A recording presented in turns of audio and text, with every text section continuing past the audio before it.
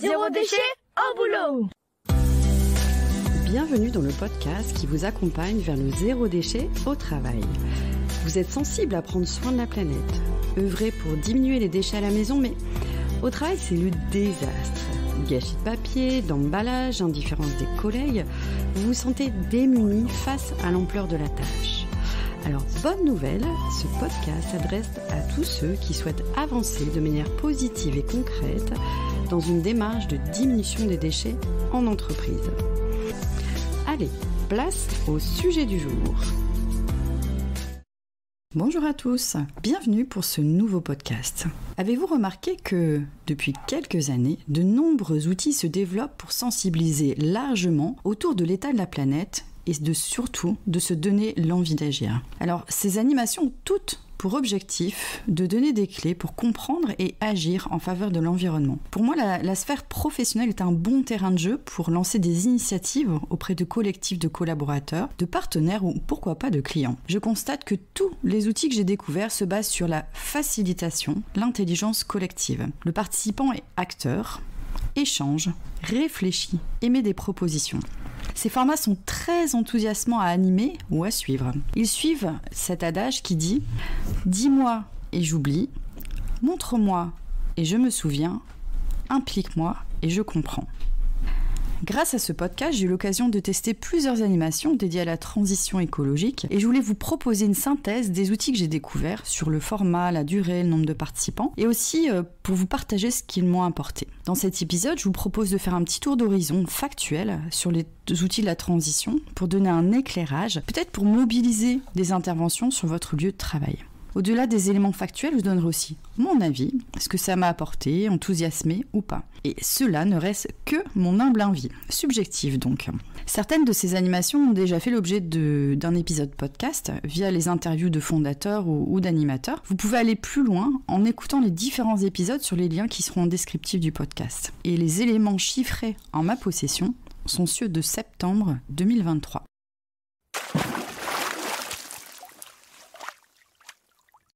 Le premier outil le plus connu et utilisé, la fresque du climat. Alors la fresque du climat est l'un des outils les plus diffusés. Elle a vu le jour il y a à peu près 5 ans, fondée par Cédric Riggenbach, un conférencier et enseignant français qui travaille sur le changement climatique. En 2023, plus d'1 million de personnes ont suivi une fresque du climat à travers le monde et 45 000 animateurs ont été formés.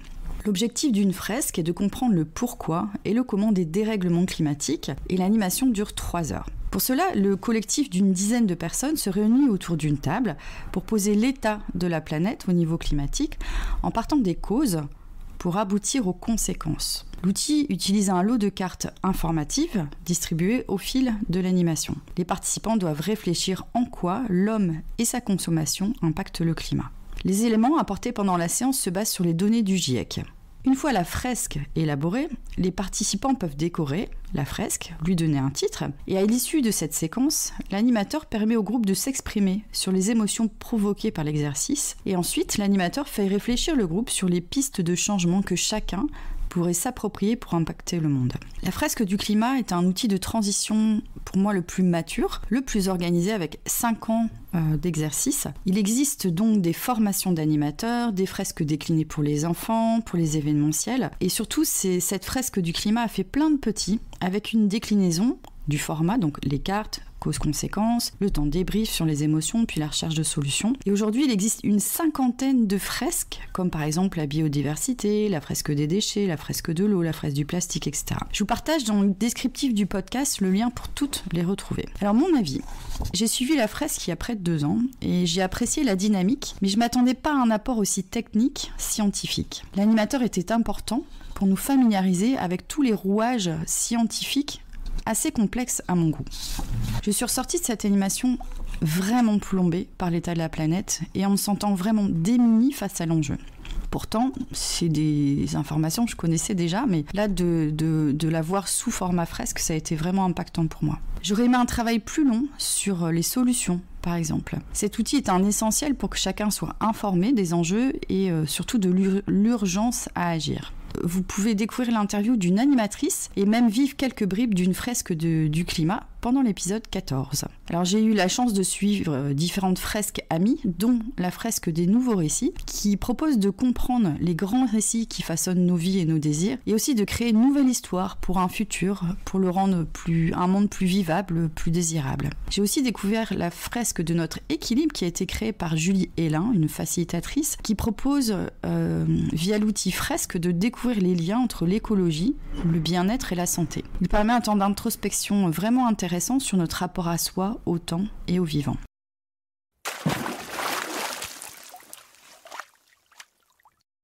Second outil, dans la même veine, la fresque des déchets. Alors cette fresque est née fin 2018 et créée par un collectif de fresqueurs réunis en association Green Donuts. Comme sa grande sœur, le format dure 3 heures et réunit un groupe d'une dizaine de personnes. Elle se passe en présentiel ou même en ligne et le déroulement de l'animation se passe sur la même base, donc elle comporte les cartes, les travaux sur les causes et conséquences de la situation des déchets, le temps de débrief sur les émotions, puis la recherche de solutions. À ce jour, cette fresque a été suivie par plus de 3000 personnes et à chaque séance, de nouvelles personnes souhaitent se former pour animer à leur tour. Aujourd'hui, ce sont plus de 300 animateurs qui ont été formés. Pour suivre une partie de l'atelier et la présentation de la fresque des déchets par l'un des fondateurs, Cédric Loy, je vous invite à aller écouter l'épisode 25 de ce podcast. Mon avis. Alors j'ai suivi cette fresque en ligne il y a juste 1 an et j'étais dans un groupe de vieux briscards du déchet, par exemple des enseignants-chercheurs, des chefs de service dans des centres de tri des déchets. Et la partie cause-conséquence avec les cartes est allée très vite, laissant peu de place à la réflexion individuelle. J'ai plus apprécié la partie ce que je peux faire de mon côté pour agir, vraiment bien menée par l'animateur. Pour aller plus loin, j'ai choisi de me former à l'animation de ce format, comme le thème des déchets est plus mon sujet. Et si la question des déchets vous intéresse, c'est vraiment un outil intéressant à découvrir.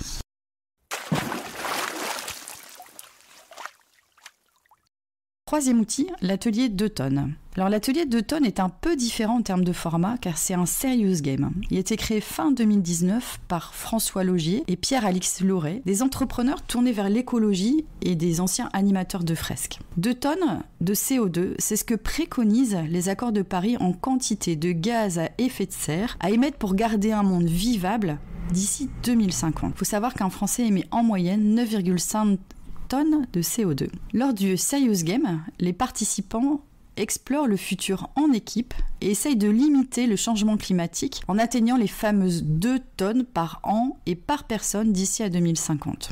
Alors le déroulé de la séance se passe en différentes phases. Pour démarrer, chaque participant réalise sa propre empreinte carbone sur une application. Deuxième phase, il y a des explications sur le changement climatique et la notion de CO2. Ensuite, il se joue 8 tours d'actions à réaliser, seul ou en groupe, pour réduire l'empreinte carbone en évoluant dans le temps et jusqu'à 2050. À la fin des 8 tours, le groupe découvre les résultats en termes de CO2 atteints en 2050. Pour clôturer, chacun peut se positionner pour choisir des actions à mettre en place au quotidien pour réduire son empreinte climatique. L'animation dure 3 heures et se joue par groupe de 6 à 15 personnes. Il existe aussi bien des formats en présentiel qu'en distanciel.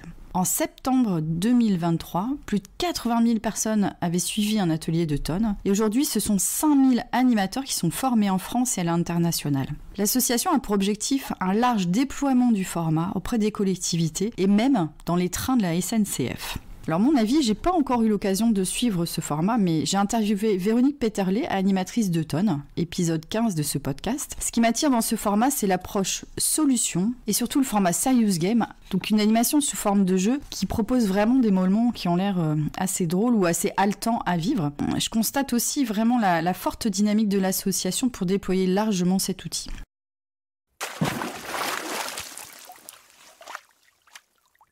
Quatrième outil, le PSI ou le puzzle des solutions individuelles. Le puzzle des solutions individuelles a vu le jour en 2020, créé par 3 ingénieurs et consultants sensibles à la question climatique. L'objectif du puzzle est un jeu en équipe pour apprendre à diviser par 2 l'empreinte carbone d'un Français moyen tout en comprenant les leviers les plus efficaces. Alors le jeu dure 2h30 et il se joue jusqu'à 4 équipes de 2 à 4 joueurs. La première étape est de reconstituer l'empreinte carbone moyenne d'un Français, je rappelle 9,5 tonnes, via un plateau de jeu représenté sous forme d'un puzzle.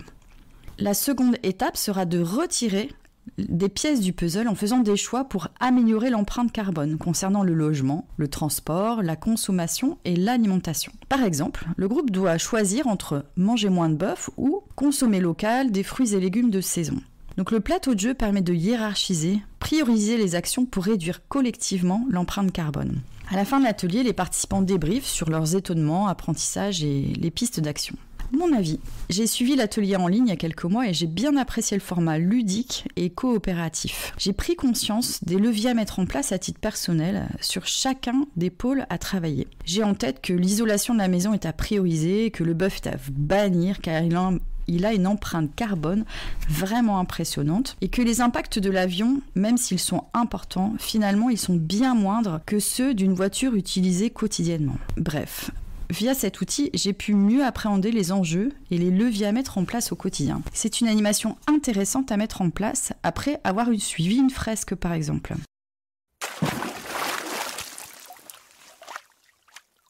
Cinquième outil, le travail qui relie. Cet outil d'animation d'intelligence collective a été créé dans les années 70 par Johanna Macy, une américaine, militante écologiste, spécialiste de l'éco-psychologie. Après avoir rencontré de nombreux militants épuisés par le combat, elle a créé une méthode qui se déroule en 4 étapes et qui a pour objectif de réveiller en nous l'énergie et la détermination pour répondre aux défis du monde actuel. Elle livre cette méthode dans son livre « Éco-psychologie pratique et rituelle pour la Terre », retrouver un lien vivant avec la nature aux éditions Le Souffle d'Or. C'est la Bible. La durée d'une animation travail qui relie est variable selon ses objectifs. Elle peut durer de 3 heures en mode découverte jusqu'à plusieurs jours. Les 4 étapes consistent à d'abord s'enraciner dans la gratitude, dans un deuxième temps honorer sa peine pour le monde, troisième temps changer de regard, quatrième temps aller de l'avant en entrant dans l'action. Chaque étape est ritualisée ou animée de manière différente selon le facilitateur qui encadre le goût. Les 4 étapes sont symbolisées par une spirale qui a un effet amplificateur à chaque niveau. Mon avis. J'ai vécu un atelier de découverte de 3 heures de travail qui relie, dont je vous parle dans l'épisode 45. Il était animé par Louise Gillet et Carole Jovenot, 2 facilitatrices très sensibles à la planète. C'était un beau moment d'échange, de partage, de mise en projet tout en douceur et en respect. J'ai apprécié me laisser porter par le format qui permet de déposer sa peine liée à l'état de la planète, tout en rebondissant sur le changement de regard. C'était un atelier fort en émotion et d'où je suis ressortie avec une belle énergie.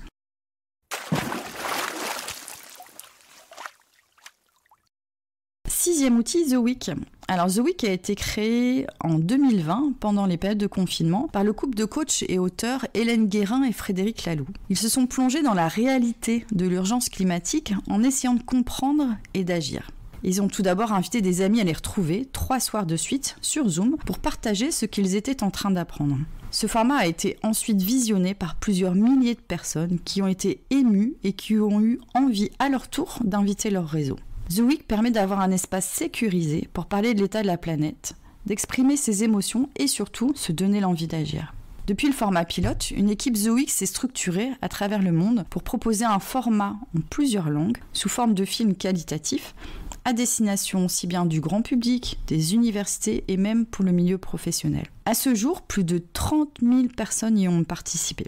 Alors concrètement, The Week se passe en 3 séances de 2 heures, qui doivent se dérouler en moins d'une semaine, d'où le nom du programme The Week. Le format s'anime en présentiel ou en distanciel. À chaque séance comporte un temps de brise-glace, humeur du jour, puis les participants regardent ensemble un film qui dure à peu près 1 heure.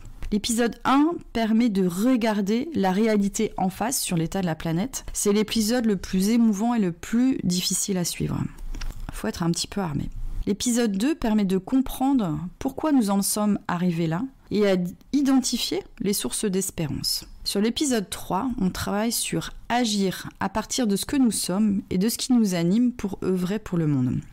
À la fin de chaque épisode, un temps d'échange authentique est proposé. Le nombre de participants dépend de la capacité de l'animateur à gérer ses groupes et ses sous-groupes. Un groupe idéal se compose au maximum de 20 personnes. Le nombre de participants dépend de la capacité de l'animateur à gérer ses groupes et ses sous-groupes, dont les échanges seront divisés en sous-groupes. Mon avis, c'est le format qui m'a le plus touché parmi les nombreux que j'ai suivis. Dans ce format, il y a un vrai travail très intéressant pour comprendre l'état de la planète. C'est un outil de sensibilisation qui ne laisse pas insensible et qui m'a touché au cœur tout en me donnant l'énergie et l'envie d'agir. Il a été le plus émouvant mais aussi le plus efficace pour aller encore plus loin dans mes actions engagées.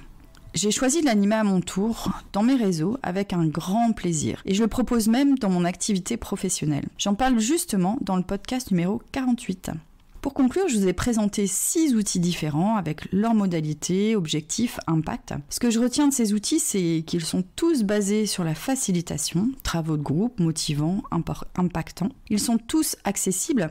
Si un format vous a plu, impacté, il est très facile de s'y former par le biais des équipes qui portent les programmes. L'objectif de toutes ces animations est d'impacter largement pour mobiliser, créer des déclics pour rendre les participants acteurs à prendre soin de la planète. Je suis heureuse de constater que de nouveaux formats voient le jour et je suppose que je vais en découvrir d'autres à l'avenir. Et je ne manquerai pas de vous les partager dans ce podcast. Au plaisir! Merci pour votre écoute. Je suis Sophie Free. Dans la vie, je travaille pour sensibiliser au développement durable. Et je parle notamment du zéro déchet. Pour cela, je propose des ateliers, des conférences, des formations professionnalisantes, un blog, Sophie au naturel, et je suis aussi auteure de livres sur le sujet. Retrouvez toutes mes informations sur le site sophie-o-naturel.fr. Au plaisir!